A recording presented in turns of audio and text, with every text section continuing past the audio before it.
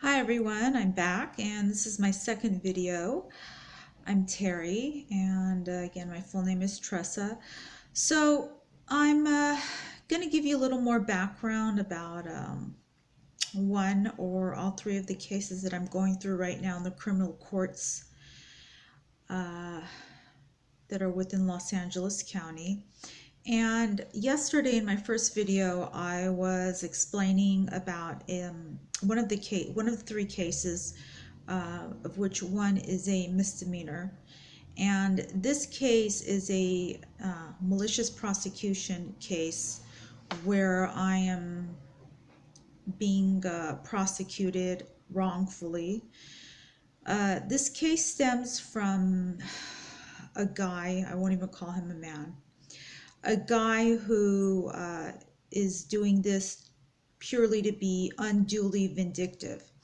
And what happened is that in October of 2015, I was arrested on a felony case of, I was charged with identity theft. And I was booked into the city jail, and I was very understandably upset, and I was in a panic. And within the Los Angeles County area, when you're put into a city jail and you're booked in, and you go through the process afterwards, basically they put you in a holding cell, and their holding cells generally have windows or walls that are posted with many upon many bail agents. And I was looking for a number to call to post my bail. I didn't have access to any money physically, so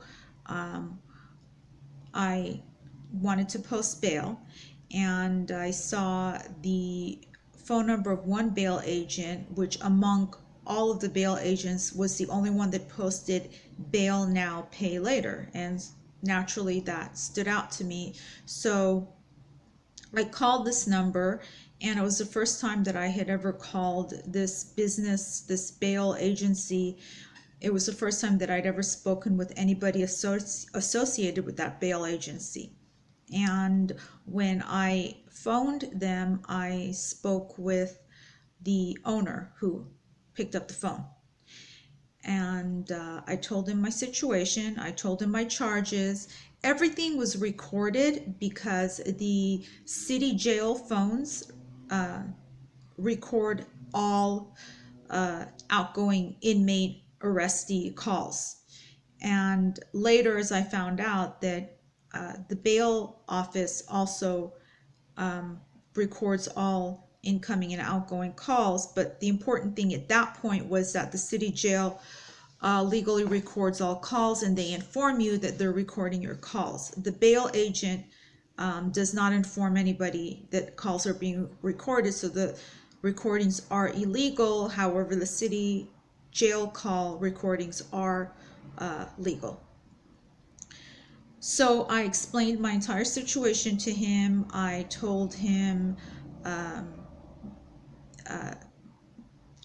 the entire charges, the circumstances, and my bail was $50,000 at the time. And he jumped to it. He said, basically what he said is, no, no, no, no.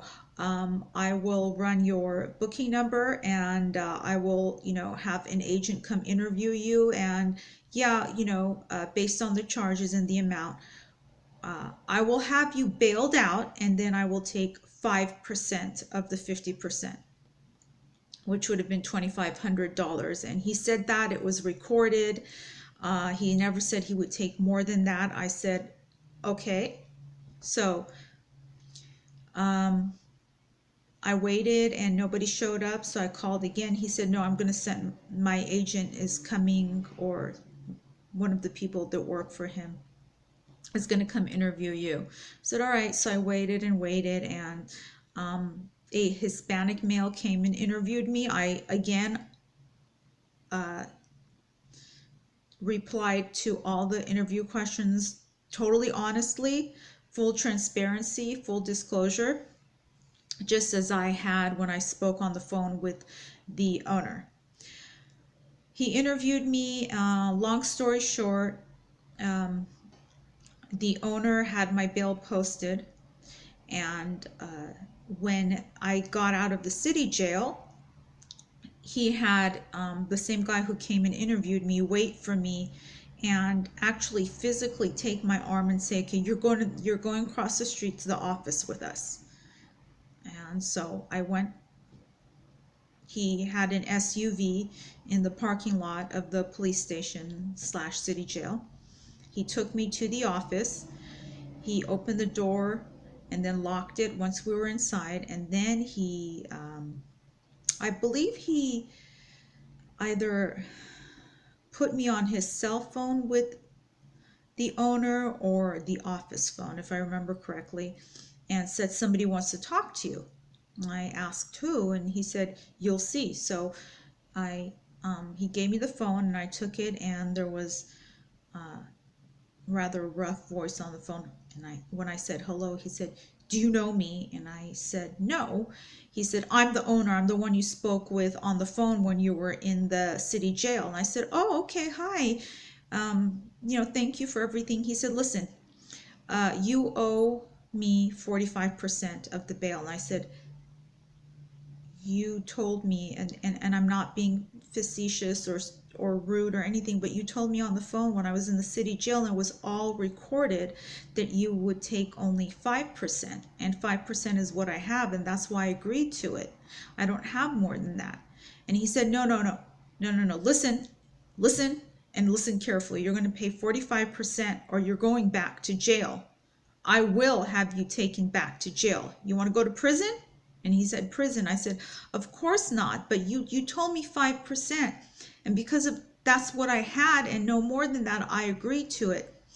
He argued with me. He yelled at me. At some point, he screamed at me. He threatened me. He harassed and abused me verbally.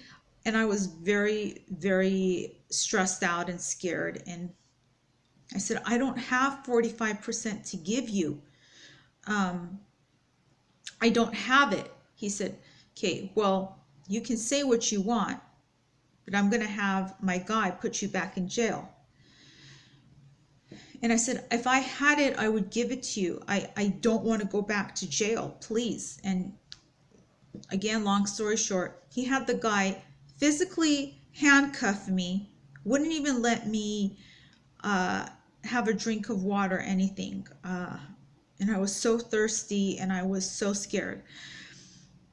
And he took me and rearrested me and took me back to that same city jail and had me booked in again. And I went through hours and hours of it was a horribly distressing process. Again, fingerprinting, booking, questions, everything. And there were 2 city jail, I don't know if they were police officers or jailers or exactly technically what they're called, but when they remembered me from being there a few hours ago and they knew why I was back. So one of them made the comment while he was fingerprinting me and his partner was standing by, is that we know this guy and we knew this would happen. That's why we don't like to deal with him. And I asked, what do you mean? He said, that agency that bailed you out, the owner, and he named him, which I will name later down the line, not at this specific moment. He's done this to a lot of other arrestees. He scams them. He'll promise them that he'll only take 5% or sometimes even 3%. Then he has them bailed out and then he demands 45%, sometimes 50%, which is illegal. And if and when you do post bail with someone else and you get out, you really need to file a complaint with them with the California Insurance Commissioner, because that's the body that governs bail agents. And I said, if I do that, is he going to do something back to me? He said he can't, because you didn't post bail with him. He put you back in here. And I said, oh, wow. And I was so stressed out over the arrest and so many things. So eventually the next day, which was a very difficult and painful experience, I finally posted bail with a legitimate bail company, and I got out. I was more worried about my babies than anything else. They were with their father, but I was really worried because I also had a custody case, and this would potentially affect it. And my mother found out about this arrest, and being that my mother is a sociopath, she actually harmed me. Well, really, she harmed more important people than me, and harmed me also by going and telling the father about my arrest so that he would tell his attorney, and it would eventually ruin my chances of getting my youngest baby back or even getting visitation. And I will talk about that later. So coming back to the subject at hand, I posted bail. I attended all of my cases on time. Actually, I would go to court early and I would wait for court to open. I was very diligent. I went to all of my court dates. I didn't miss anything. I was never even late. Actually, I was early, like I said. And I have to emphasize that, as you've noticed. And then I hired a private attorney when I had money. I stopped having money a long time ago. At that time, I hired a private attorney, and the first private attorney temporarily didn't work out because of some funds problems I had. So I hired a different attorney, and he was a Persian attorney, which I came to find out was one of the most unethical and sleaziest attorneys of all the bad attorneys I've been unfortunate enough to deal with. He was one of the absolute worst. At the time, I didn't know him. I found out about him just by research, and so he had some fake reviews posted about, which he posted about himself on Avvo.com, about all these cases that he had supposedly won.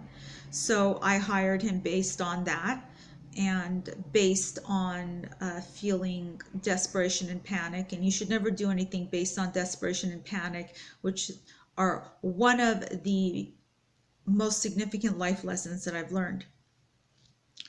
At the time, I hired him, and we went to, he came to one of my court dates. In fact, it was the arraignment.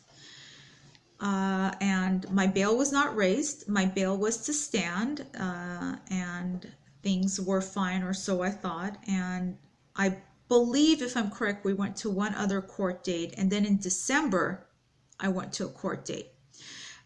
In December for the court date, my attorney, the Persian attorney, did not show up on time, and he never informed me. So I was early to court. Then court started, and I was there, and I waited and I waited. I contacted him. He never answered me. And then I think after 4 times when I kept calling him to ask him where he was, and he didn't answer me, the court clerk is the one who told me that he would be late, so he would be coming in the afternoon for the court session then, after the lunch recess. So I waited. I waited in the court. I bought a cookie for lunch. I went back to court, and he showed up, and I didn't say anything to him. I just said hi. And unbeknownst to me, from the morning when I went to court until the afternoon when I sat there, I was sitting in the hallway on the bench, and there was a guy sitting there also. I didn't know who he was. Keep in mind that I had never met the owner that I had spoken to on the phone from the city jail during my October 2015 arrest. I had never met him. I had only met someone who works for him who came and interviewed me. He had only spoken to me on the phone. So I didn't know what he looked like. Unbeknownst to me, the person who was sitting on one of the benches in the hallway all day was that owner, and he had no business being there, although the court is a public place and the public can't attend. But he had no business being there. He was there because he was set to go tell the judge a lie. Well, he was actually going to falsely surrender my bail. And I say falsely because he never posted my bail, or I never posted bail with him. So he had no cause to come surrender my bail. And keep in mind, at that time, I had not yet filed a complaint about him. I had just let it go. And I had never contacted him after the bail situation. I had never contacted him. I let it all go. This guy was and is a very vindictive and disgusting, repulsing, worthless human being who takes joy in life solely, and the only thing he has is to hurt people unduly. When my attorney came, I also didn't know that my attorney had been in conspiracy with this bail guy. See, when I first hired this Persian attorney and I went to his office to meet with him and consult and eventually pay him, I had told him about the initial bail incident, about the bail bondsman who bailed me out and then tried to scam me for 45%. And I had told him, because I thought he was my attorney and he was on my side, and just for him to know, that was it. Just for him to know the factors of the case. Well, that attorney, as a lot of attorneys do, had standing secret agreements with a lot of bail agencies that if he refers any clients or anybody to them and they post bail, then he gets a cut of that from the bail agent. So when I had innocently told him about this upon hiring him, what he figured is, if he could have this guy come in and have my bail revoked, even if it's falsely, and the judge, which is also highly unethical judge, would just do it without questioning the bail bondsman, then that would mean that the judge would put me in custody, remand me to custody, and I would be imprisoned in the jail with another high bail, which was actually unjustified because I had already been arraigned and my bail was to stand. And I had not done anything wrong in any way, form, or shape to justify a judge to put another bail on me, regardless. So that day in court, we went in, the attorney came, he walked into court, I followed him, and the guy followed me. So I sat down, and then when the judge called the case, I went and I stood before the judge and next to the attorney, and then the bail guy that I didn't know at the time came and stood behind me, and the judge already knew about this beforehand, because when my case was called and I went before the judge, he said, we also have a bail issue, and he looked beyond me to behind me, and I looked behind me to follow the judge's direction that he was looking in, and I see this guy standing behind me, and the guy says, yes, I'm here to surrender her bail. And then it all came together for me, and I looked back to the judge and I said, no, wait a minute, I never posted bail with this person. I posted bail with a different agency, and I have the paperwork in my car, and my car is parked right out front. If you would just let me get the paper. And the judge wouldn't let me do that. He said, I'm not letting you walk out of this court. And first and foremost, he didn't even question this sleazy bail bondsman who came to falsely surrender my bail. He didn't even ask him, well, why are you surrendering her bail? He just took it and allowed it with no reason at all. At all. He never questioned it. And my attorney wouldn't speak up for me at all. He was just standing there, basically, for the most part. And I had to speak up for myself, and I said, excuse me, I have not done anything wrong for my bail to be surrendered, and I never posted bail with him. Please just let me get the paperwork to show you that I have legitimately posted bail. I'm out on bond. I've done everything right. I haven't done anything wrong. And the judge wouldn't let me get the paperwork. and he raised my bail from $50,000 to about $220,000, had me remanded to custody, imprisoned in jail in the basement, in the holding cells, and had the bailiff come and take me. And when I asked the attorney, I was shaking so bad. I was so distressed and upset. And I asked the attorney, would you just take my purse? He said, I'm not touching your purse. Don't even talk to me. I asked him, what happened? Why are you suddenly being like this? And this is all as the bailiff is literally dragging me away by my arm. I was in the basement of the jail, and I kept asking them, please let me use the phone. Please let me use the phone, because I had to call the bail agency that I was currently on bond with to let them know what had happened and ask them to post this $220,000 bail. And they said, not until you've been through the process. They fingerprinted me. They strip searched me, which was horrible. They insulted me. One of the bailiffs, one of the sheriffs down there, was a female of Asian descent, Asian American, and she was terribly rude. She only had she was one of those who would ever have only negative things to say about people, even if she didn't know them, like she didn't know me. So when I finally got to use the phone, I called the bail agency that I was out on bond with, and bail agencies are very cutthroat in general. They just want to make money. They don't care what you're going through or your problems. And I was going through a lot of problems, and I told them, listen, this is the situation. They said, oh, that's so wrong. But okay, so $220,000, and I asked if I would get credit for the $50,000 that I had already previously posted with them, and they weren't willing to do that. I mean, they don't have to, but they could, and they weren't willing to do it. They were a big chain bail agency, and they just wanted to make money. So I had to call the attorney, and he wouldn't answer my calls. So I kept calling him, and then he finally answered. He said, well, what do you need? And I said, what do I need? I'm here in jail, as you saw me being dragged away. He said, yeah, well, why don't you post bail with one of my friends who's a bail agent? Yeah, he said that. And I said, okay, I'll do it. He said, okay, I'll call him and have him come down. So they basically shoved me into a holding cell with some other women who were already county jail inmates and some who had just been booked in. And one of them was mentally ill.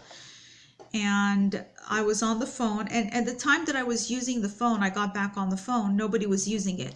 But as soon as I got on the phone, she came forward and she said, hey, I need to use the phone. Get off the phone. I said, okay, just give me a second. Let me just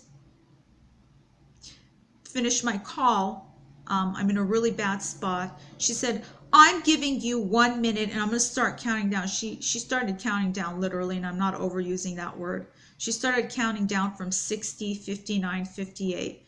And in her mental illness, she could count.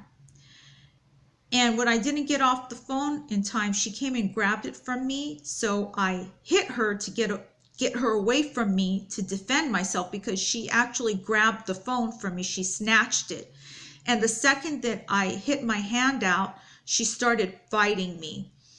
And all the things that were going through my mind, defending myself, at the same time I had to defend myself, and I had to call out for the bailiffs, because I didn't want another charge. So the bailiffs came in, and she started yelling about how I beat her up, which I didn't. And they dragged me out. And of course, the Asian American female bailiff was there to help drag me out. And I got cuffed so tight behind my back, my wrists, that one of my wrists had cuff impressions for the next few days. I got cuffed tight. I got shoved against the wall. She called me names. I was called, beyond that, I was also called a troublemaker. And I didn't argue with them, even though they were in the wrong. I didn't argue with them. I was put into a attorney consultation room, if that's what you call it, which was another filthy holding cell. And then I was moved to another holding cell. Then they came and called me, said that my attorney was here. They took me back to the attorney communication room. Again, that's so-called attorney communication room, which was that other holding cell. And the attorney was there with his bail agent buddy. And the bail agent buddy arranged for my bail, and I was going to have to pay him when he got me out. So it was a lot of trouble. He got me out, and I was ragged by the time I was out. They had put me through the ringer, and by the time I got out, I was not only shaking, I felt just shaken and traumatized. I went and I paid the guy immediately. And then I had to find a way to get to his office. And when I got to his office and paid him, I couldn't even get a ride back to my car at the court. I had to ask a stranger in that area, which is not a safe area, for a ride. And one man was kind enough, very kind enough, to give me a ride to my car.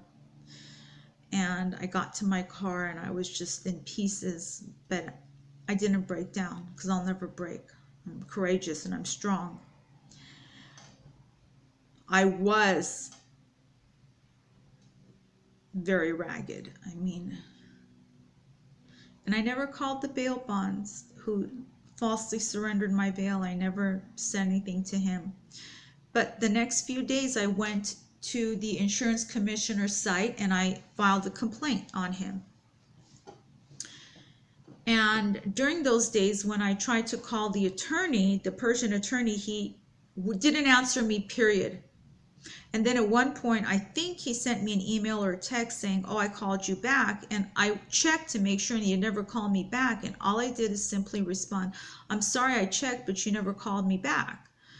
And he had done that to incite an argument, because his plan was to take all the money that I had paid him and use a loophole to get off the case and not refund my money. And that loophole is commonly called calling conflict. See, attorneys can get off a case at any point if the judge grants it, which most of the time judges grant it by claiming conflict. And they don't have to say what the conflict is. What they use is the false excuse that I can't divulge information because of my client. And the next time we went to court, he was actually handling two cases, two arrests. When we went to court, when we went to a different court for the other one, he called conflict and got off the case. And that day he wouldn't even speak to me. Meanwhile, before the court date, when he called conflict, what had happened is that bail bondsman who had wrongfully surrendered my bail had contacted that attorney, or they had contacted each other. And then the attorney had told him what date next we would be in court. He had illegally divulged confidential information to this guy, to the sleazy bail bondsman. And the bail bondsman had filed a false restraining order against me to further retaliate for the complaint that I had made to the California Insurance Commissioner. He filed a restraining order which he had falsely claimed that I had phoned him and threatened to kill him, which was false. I had never called him, ever, except for the one time, October in 2015, from the city jail recorded call to ask for bail. That was it. So the day we were in court, not only the attorney claimed conflict, and then by that time he had taken all of my money. I had no more money to hire another attorney, so I would have to be appointed a public pretender. I won't call them defenders.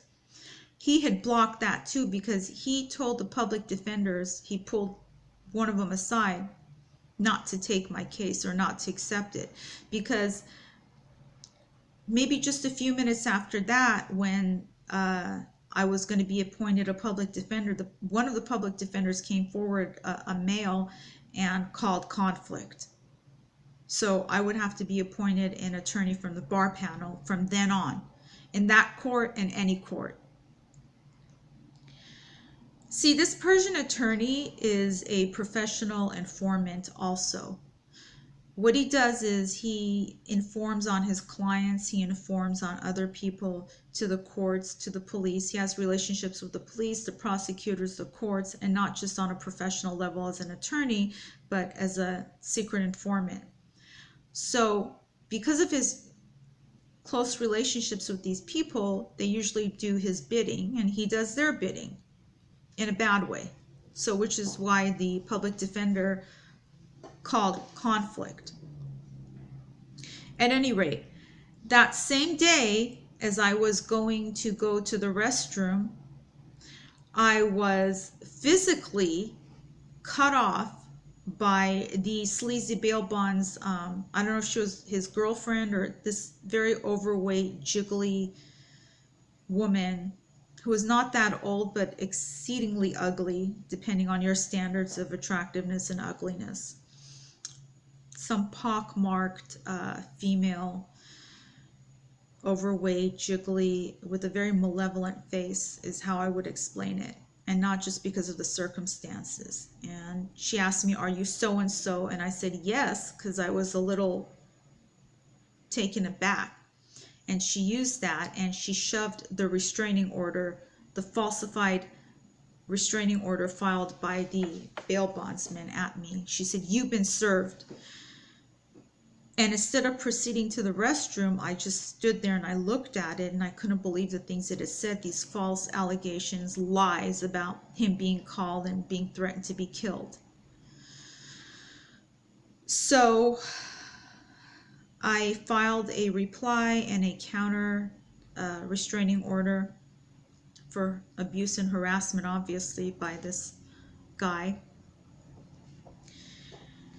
Eventually, that restraining order was heard in March of 2016 separately in another hearing, and I took evidence to present, my phone records, everything, that I had never called him.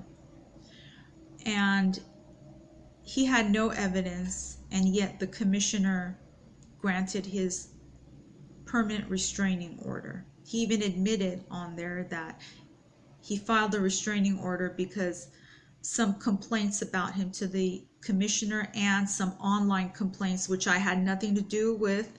He's just a sleazy person who's made a lot of enemies, and a lot of people have posted negative reviews about him on the internet, which I had nothing to do with, but he wanted a scapegoat and he chose me.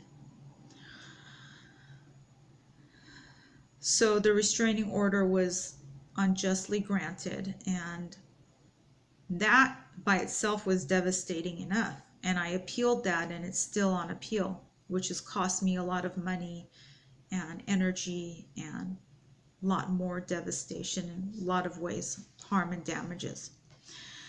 But while I was undergoing the court process for my 2 arrests, I one day got a letter on or about May or June of 2016 saying that there was a warrant for me for a misdemeanor case in one of those courts. See, this guy had also filed a falsified police report, and the city attorney had picked up the case and filed it for nuisance phone calls, which didn't exist.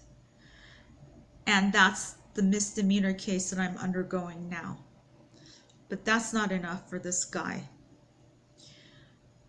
In February of 2017, this year, when I went to court, the prosecutor told the judge on record that this guy had come to him the day before and alleged that he was receiving quote-unquote serial phone calls to his office phone, which is an absolute lie. And it's not just devastating, it's not just dangerous, it's harmful to me, because he can put me back in jail and falsely imprison me for something that I never did. Not only is this a malicious prosecution case because I'm not guilty, period, because I never did contact this guy, but he's still not done with me. In fact, he regularly follows me to the other court for my other case that he has no business being at, even though it's a public forum. He has no business being there. And one day back in, I think it was about June or there about June 2016 in that court. It wasn't in the courtroom, it was a hallway. I was there with somebody who had given me a ride to court. We were waiting for the court doors to open, and he came there and he called me, quote unquote, "You motherfucking bitch, watch, I'm gonna get you." I took his picture. And after court, which he followed me into the courtrooms and stalked me throughout the court that entire day, I went to the police station right there and I filed a report on him. And I included the picture to show and prove that he was there following me. At any rate, this misdemeanor case is still going. A few days ago, in this month of February 2017, when I went to court, it's bad enough that I'm undergoing this and it's adding to my problems, but he made brand new false allegations and lied that he was getting serial phone calls to his phone office. Here's the thing, earlier in this misdemeanor case in 2016, the judge had told him on the record that he has permission to record any calls from me, which I've never made to him. So he knows those calls don't exist. He knows he's lying. And yet, with that in mind, he went and made new allegations to the prosecutor, and the prosecutor put this forth to the judge. And I was again admonished not to call him, and I said, I understand, and I won't. But I've never called him, and the judge wouldn't listen to me. And I asked the judge, please, I need protection. And the reason I was speaking up for myself is because the attorney had not come to court that day, the attorney that was appointed to me.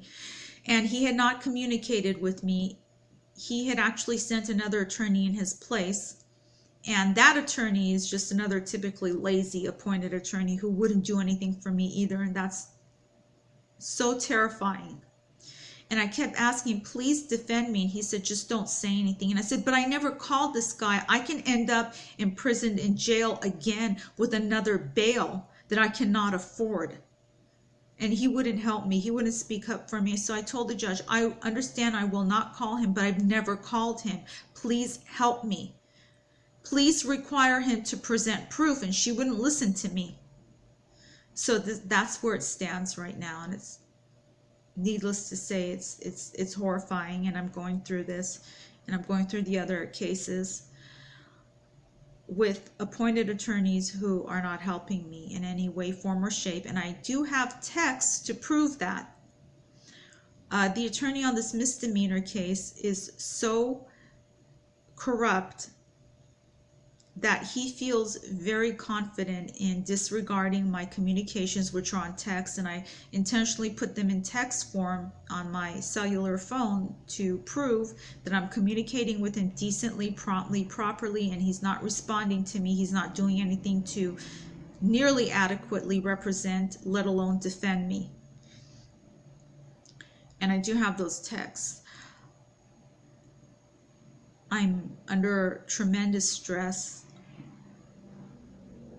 This is the most stressful time that I've ever existed in up to now. But I face things with courage and faith and hope that my truth will be seen. My truth is the truth. I'm not guilty at all. At all. I've done nothing wrong. And I cannot afford to hire a good attorney, an honest attorney. So here's where I stand with the appointed attorneys who will not help me because they get paid regardless. So they just don't care. They don't care about their reputations. They don't care about leaving a good legacy behind one day. They just don't care. For me, it's important that if I become successful in life, which I have achieved some success all on my own, but I want to become more successful. I want to do it with a good reputation. Currently, there have been posted a lot of false, bad things about me online by, you can guess, the sleazy person. But people who know me and people who come to know me know that those things are not at all in any way true. And nobody's perfect, but I am a good person. I'm a very good person, and I try my best.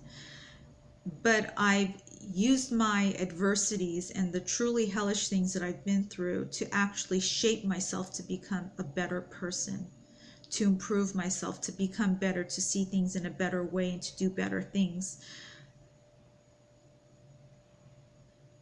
I want to be an inspiration to people. I want to motivate people. My passions are health and motivation. I'm a health advocate, and I try not to judge others because I don't want to judge myself. I try to do positive things because I want to put out positive energy. I don't do it to get anything back from the people that I do it for. I just try to do it to be positive. And right now I'm going through the most difficult time ever up to now. You can see why. And in my next videos, I'll explain more and more my background and about myself. Look forward to speaking to you guys again. Thanks. Bye.